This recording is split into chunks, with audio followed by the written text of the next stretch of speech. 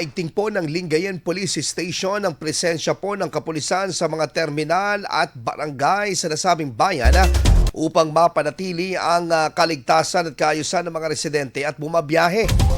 Nagtalaga po ang pulisya ng mga tauhan sa mga strateging lugar at kabilang po ang mga mataong pamilihan, terminal ng mga pampublikong sasakyan at iba't ibang mga pamayanan upang maiwasan ang kriminalidad at mag-agad na makatugon sa mga pangangailangan ng publiko. Sa mga terminal, isinasagawa ang mahigpit na pagbabantay upang matulungan ang mga pasahero at mamonitor ang mga kahina-hinalang kilos at masigurong maayos na daloy ng mga pumapasok at lumalabas sa nasabing bayan. Kasabay nito, nagpapatuloy naman ang integrated patrol sa iba't ibang mga barangay bilang bahagi ng programang Police in the Streets.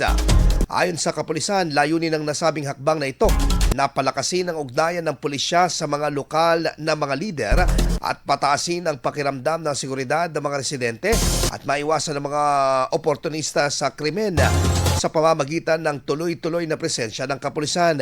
Tiniyak naman ng Lingayen Police Station na ipagpapatuloy ang pagbabantay sa buong bayan upang mapanatili ang isang ligtas na kapaligiran para sa mga pamilya at maayos na pagpapatakbo ng negosyo sa araw man o gabi sa nasabing bayan. IFM News. IFM News. IFM News.